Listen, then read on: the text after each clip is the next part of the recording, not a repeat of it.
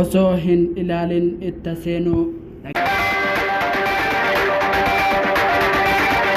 Geeffattoota koo akkam nagaa jirtu baga nagaan naa jiraatanii na waliin turtii gaarii. Osoo hin ilaalin itti seenuu tokko sabni Oromoo hin jarjarina wagga dubbachuuf kaatan hubadhaati ilaalam garuu cal jedhaa ta'a jechuu kiyyaa mitim waan dubbattu dura qajeelfadhum waan hojjettu dursee ilaali hojjedhum. Gaaffiin keenya sabni keenya haa bilisoomuudhaan bilisummaan akkanaan hin dhuftu manattim wareegama gaafatti itti dadhabuu gaafatti itti cabuu fi itti okkoluu yookaan itti wareegama gaafattim. Kanaaf sabni Oromoo wal hubachuu qabna marii gaggeessuun nurratti dirqama keenya. Lama garuu nam tokko Oromoodha jennee yoo aangoorra baafne yookaan barnoota qaba jennee yookaan digirii qaba jennee yoo aangoorra baafne booda nu rakkisam waan eenyummaa isaa hin beekiniif jecham. Eenyummaan nama tokko baruuf osoo waan tokko itti dubbatanii yookaan osoo kana hojjechuuf filamaata jedhanii itti himanii dursee akka isiniif waadaa galuuf godham. Kanaaf hubannootu nu barbaachisa.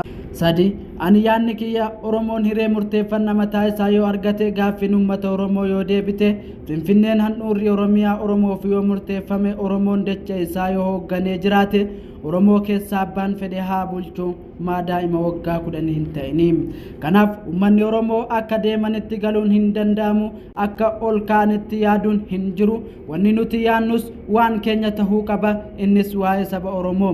Hiree murteeffannaa uummata Oromoo kaayyoof dadhabina lammii isaa bara meeqa dadhabee cinqameef akka ija tokko wal ilaallu akka adda wal hin qoonne.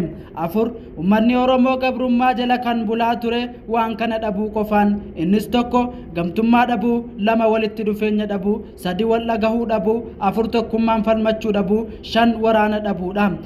Dhabuutu uummanni Oromoo jaarraa kana hunda gabrummaa jala buleem. Shan hamma yoonaatti kan nuti falmaa jirru ofii keenya bilisoomne mitiim dhaloonni duubaan dhufu bilisoomee haa jiraatudha.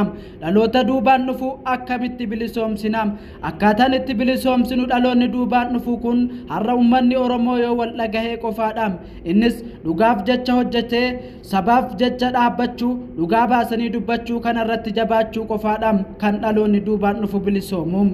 Kanaaf hundi keenya maaltu nurraa eegama maal hojjechuu qabna jennee sammuu keenyaan gaafachuu qabna. Dhiirtii fi shamarra waggaa 18 olitti mirga filuuf filatamuu qabdi itti aansee mirga dubbachuuf mirga falmachuu illee ni qabdi. Garuu yeroo hammaa kana keessatti mirga filuuf filatamuu miti mirga dubbachuu dhabdee namaa gaditti ilaalamtee mirgi keenya sarbamee gadhee jalatti kufne. Kana kan godhe yeroo jalqabaaf nuti wallaalummaa keenyaaf yookaan hayyoota Oromoo gaaffii uummataa isaan hirka jira jennee itti amannee jarris osoo fuulduraa fi duuba hin ilaalin kun Oromoodha jedhanii aangoo akka fudhatan godhan. Haalin dubbadhaa miti hundi keenyaayyuu argineerra dhageenyeerra. Kanaaf osoo hin hubatin bulguwaan gorra baafnaan mirga uummata Oromoo sarbee ajjechaaf qaala'insa jireenyaaf gibira uummata keenyatti baay'isee rakkoo guddaa keessa nu galcheem. Qophii ittaanuun walitti deebinaam nagannaaf tura horaa bulaa deebanaam.